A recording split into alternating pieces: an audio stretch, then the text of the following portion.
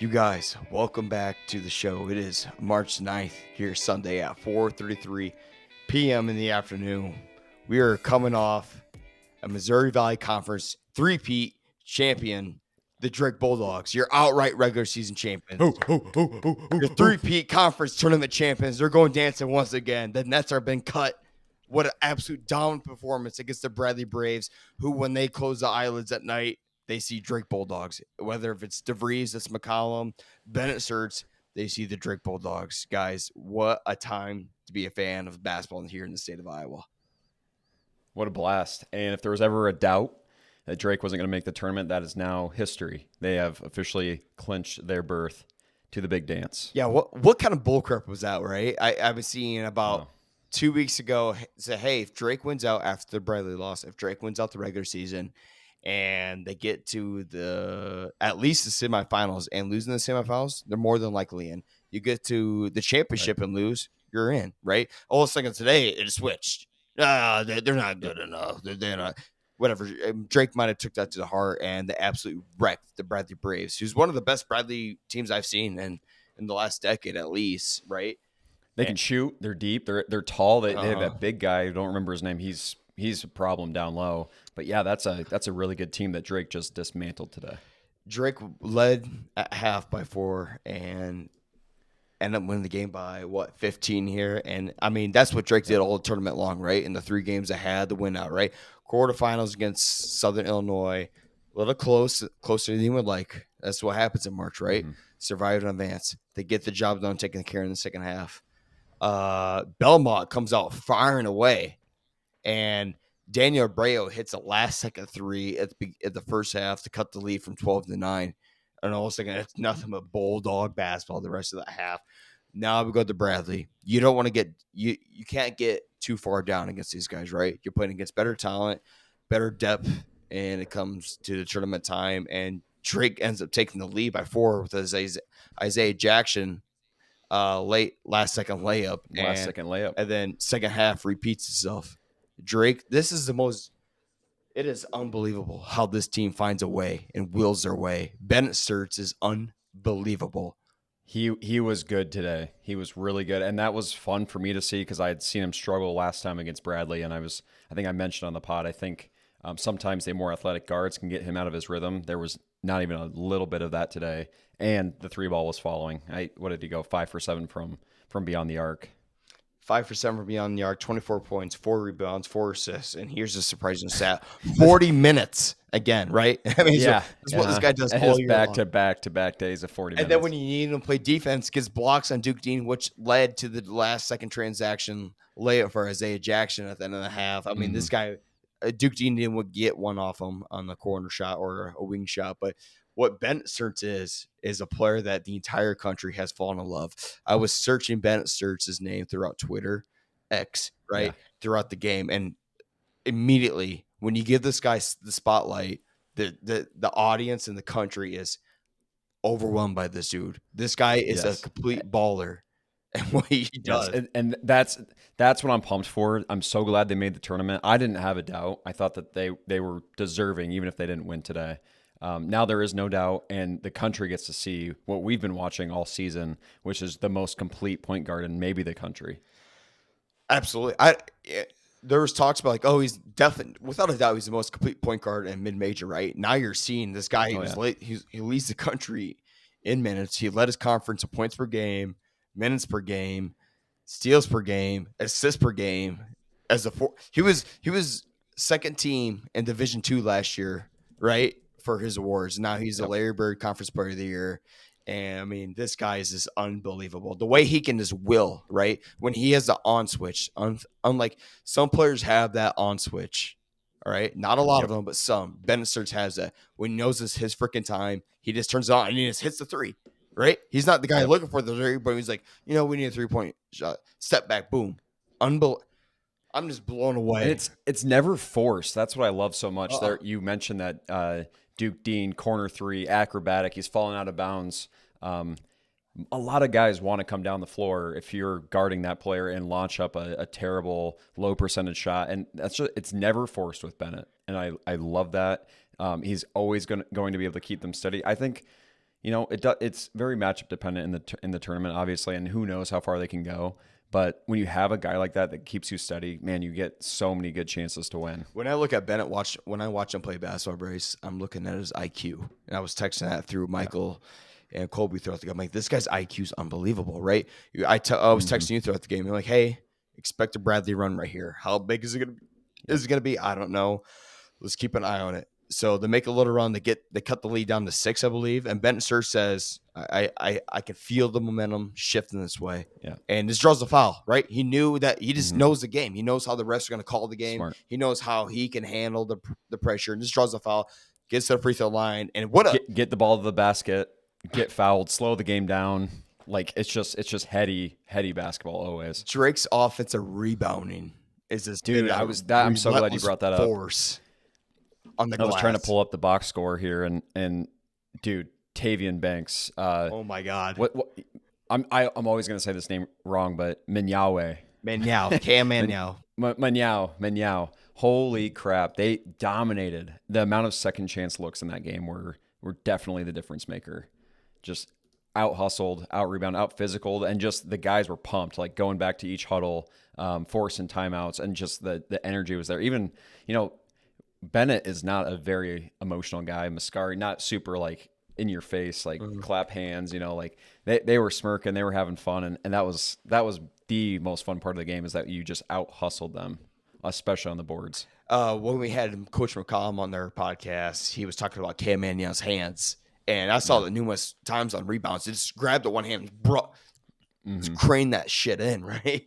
And Mitch Mascari, he struggled throughout the tournament. There's no doubt about it. But what you don't see in the stat books is his defense. His on-the-ball defense was astounding, right? Forcing a big turnover that led to a Stearns dunk that I think that put us up 15 points.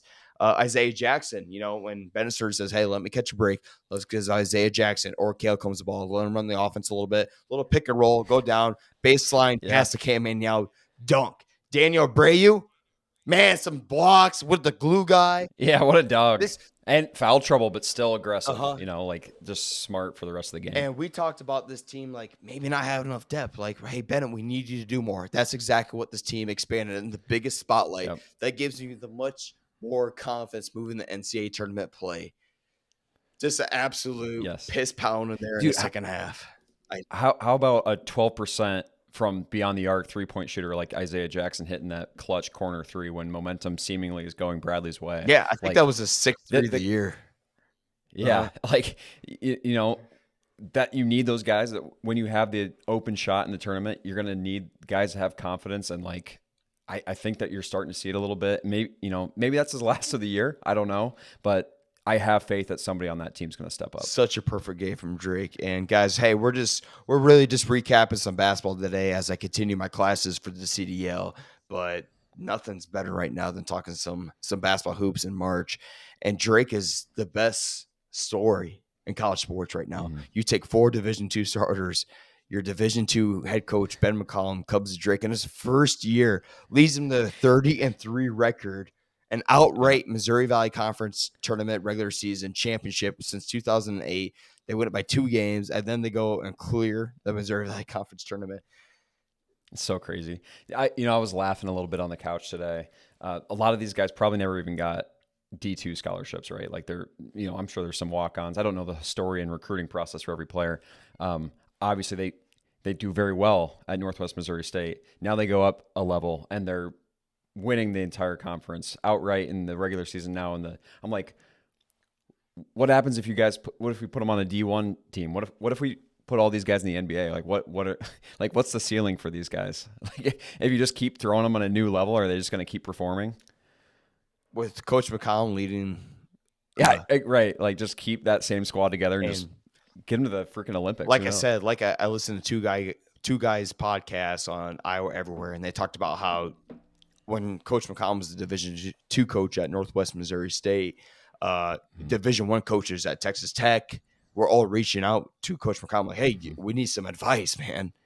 I mean, we clearly see the basketball mind that this guy has. He took 4 Division II stars and led them to a 33, the most wins in Drake history by 2 already in regular season and postseason tournament victories. I mean, this is something that we're going to be keeping our eyes on here for the next week as the national coverage throughout the country puts a little bit more spotlight here on Drake basketball. And shout out to Michael Admire for riding this wave with us. We appreciate you for supporting us and talking hoops with us. As always, I've given you recognition in the past. I'm going to continue to give it, man. You've been really good to us, and this is just fun, right? Mm-hmm. Get the entire state. Yeah, I'm so glad we had that chance to talk to Michael in December, and really the opportunity for me to jump on the bandwagon. I know you've been leading this charge, and it's been a pleasure watching, and really you being eyes and ears to the court because I wasn't able to see a lot of these games. I'm catching them when I can, but I had so much fun watching these guys in the Valley. Yeah, huge thank you to Michael for letting us jump on, and Coach for really giving us the head nod to say, hey, everyone can be Bulldogs fans this year. We got something special. Yeah, it's always a great ending to the game when you know you have the game clinched in the final 2 minutes. And I went out immediately, started working on my video. You see the net cut around my neck. Have you seen the video? Yeah. Yeah, I did. Yeah. Great video. We cut down the net. I'm on basketball hoop out here. The wife is not happy about it. They are expensive, I guess. Hey, nets can be replaced, and when you win a championship, that's what you do. This will be hung. There's no doubt about it. So, you didn't have some it looked like a champagne shower. What were you? What'd you take a shower in? Was that water? No, we had the champagne yesterday for mimosas, waking up and starting the day off for some Saturday basketball. Fluff came to town. And, yep, Fluff. We had a great time. We lost every bet in the book besides Drake, and then he left, and I started winning bets again. But yeah, no, we had the champagne yesterday for mimosas and some breakfast sandwiches, and I knew right away with 3 minutes to go, I'm like, this is a champagne bottle in that recycling bin. I'm gonna grab it, fill it with some water, dump it on me. My wife said it was a mess, but we got a net. We got some decor to hang for times to be in the future when our kids look at me and say, hey, what's that dirty net doing there? Son, daughter, let me tell you. This is the official net from the Missouri Valley Conference Championship, and they'll never have to know that it doesn't. Nope. Yeah, they don't need it. They don't need to know where it comes from, but maybe what a celebration. What a yep. What a celebration. What a win by the Bulldogs, and a lot of excitement as March starts to heat up and the madness just getting started. Dude, the Arch Madness is the best conference tournament It's out so there. good. You watch these other conference tournaments. Yeah, some of the better atmospheres are home games, not neutral sites, right? Our home games like for these smaller colleges, which I would expect. But this is why I love the Arch Madness. It's a neutral court, baby, and you get to go out to St. Louis, and it's a week played. It's a week prior to all the other conference tournaments. 2 weeks prior to 1 week prior from today, we'll have the selection Sunday. Now Drake gets to enjoy it for a week. This is the best part about it. We get to sit there and bathe in it, live it up. You had a record year, and now you get to know that you had the automatic bid, which I would think Drake's probably going to get the 10 seed, and it looks like there's no love for Drake right now. But after that game, man, you do not want to come across him in the NCAA tournament. See if the committee gives him some love after winning the whole thing. And, sometimes that 10 seed is a little bit more favorable. Those 8-9 games can go either which way, and you get matched up with a pretty dang good team usually. So, either which way it falls for them, I feel good about hopefully sneaking out one win. Moving on. So, Nate, we'll move on. I was going to say, do you want to talk about the parlay that we won and maybe talk a little Hawkeye basketball and maybe where they're going next week? Or which way did you want to go? Your Iowa Hawkeyes played against Nebraska and today, right prior to the game, and it was a do or die situation for both teams. Nebraska was 17-12, I think, leading up to that game. Iowa was 15-15 or 15-16, I can't remember, but either one of those teams, it was a win, and you get a clinch seed for the Big Ten tournament, which is crazy to talk about, right? We're talking about winning, get to the NCAA tournament. It has now come to the conversation where, hey, you win and you're in the Big Ten tournament. And that's exactly what the Iowa Hawkeyes did, man. We talked all year about how we like their players. We just haven't liked a lot of the coaching and the strategy. And at any time they can get hot. And this time, not only did they end the half up, but they finished the game up against Nebraska. Strong throughout the whole thing on the road, playing in Lincoln.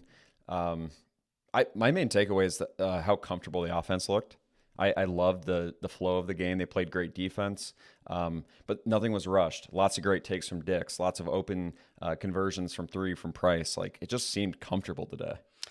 Yeah, I think they kind of came into the mentality of like, screw it, man. We got nothing to lose, man. We've battled all season long, and really the offense is been afraid of McCaffrey offense all year, right? There's no struggles right there. They get points, but the defense held Nebraska in stout at a packed home Nebraska crowd who wants to be Iowa more than anyone out there. So I'm actually really proud of the guys. And that's their first quad one win because their original quad one win against Rutgers and getting washed out because Rutgers ended up shit in the bed. Oh, So right. Iowa was Yeah. 0-15 and something like that in a quad one game. Yeah, I saw Chris Hassel tweet that out. Man. Iowa was like 0-12 going into this game, and what a brutal loss for Nebraska. Starting 12-2 and finishing the season just abysmally. It started with the Hawkeyes, I think, at Carver, and then they just kind of that slippery slope of quite a few losses. But yeah, I mean, you're proud, and I know, this year you've been all Drake, but I know deep down in your heart, it's you're still a Hawkeye man, and I'm glad that we're gonna get to watch him at least one more time. Yeah, I'm happy for Peyton Sanford, right? At any time in March, you get a team like Iowa that can get really hot. They just need to absolutely outscore any of their opponents. They're going to give up points. You just need to hope that our offensive end is hotter. But happy for the boys that get to travel, I think, to Indianapolis, just right where the women's tournament was this year. So, yeah, we'll keep an eye on them. They got the 15 seed playing the 16 seed. I think if they win, they play Illinois. But one game at a time, just go have fun. Just go shoot the shit out of the ball. You have nothing to lose, Yep. They can be scary. We know how hot they can get from beyond the arc, and shit, if you play like this today, I like a lot of the things that were going down today. You can win some games in the tournament. And again, to me, it's the same situation. I don't think it changes from the last couple games. They played a pretty good game against Michigan State. Obviously, they win against Nebraska today, and the whole mentality, I think, just stays the same. Like, you don't have anything to lose. You win this Big Ten tournament or you're done. And for those seniors, it means everything to keep playing. Yeah, just make a little bit of run here. We're not asking for much. At best, I think maybe a semifinal if you catch fire against Illinois. But we'll see. We'll keep an eye on that. And, man, we love this time of the year. And Iowa State what happened against them against BYU earlier in the week is exactly what we kind of predicted all year long, right? We talked about the Mormon miracle, the Mormon magic. And this team was the hottest team in the country, in my opinion, besides maybe Duke and the top three teams. But they went right in the Hilton. I don't think there was a single point scored until 4 minutes and 30 seconds into that game. I sent snaps to all my Cyclone fans. I'm like, what the hell am I watching here? Like, I'm not used to this. Big Ten football, yeah, I can see 0 points and maybe a whole quarter. But, yeah, that was really, really slow. Ended up being did it go to double OT? It ended up being a fairly high scoring game, like 80s. But yeah, I can't remember. It was either OT or double OT. I can't remember that. But BYU, in my mind, is the upper version of Belmont, which Drake played against the other night, right? Just a bunch of quick scoring, 6'5" shooting guards that just light up. They play a different flow of basketball, which doesn't really benefit Iowa State's defense, right? They want to slow down the game.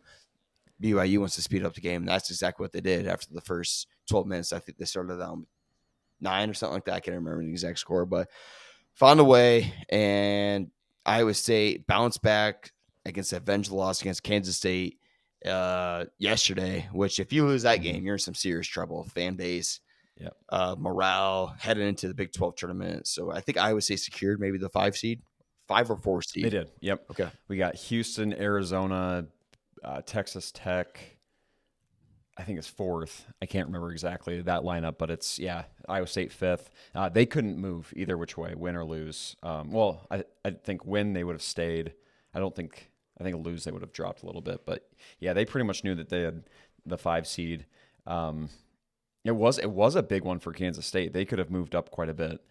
So there was a lot riding on the line. Keyshawn Gilbert out. It feels like they announced that pretty late. Like I didn't realize I had already put my money down on Iowa State. I'm like, damn, I wish I would have known that before I put some cash down. But yeah, resilient win. And a little bit of momentum going into Big 12 tourney. It's exactly what you need, right? And just stay healthy. I think that's what for Gilbert's status was like, man, let's not risk it today. Let's kind of keep you healthy. Hopefully we got a full Iowa State roster moving in here to the Big 12 tournament. But man, we did this podcast strictly off emotion today, people. There was zero preparation put in this. Just looking forward to more basketball, man. This is the best time of the year. Tomorrow we're gonna have a 65-degree day. Yeah, dude. I got the golf clubs next to me. We're going out golfing tomorrow afternoon. I'm pumped about it. Wait, you don't have Simulator League? We have a break.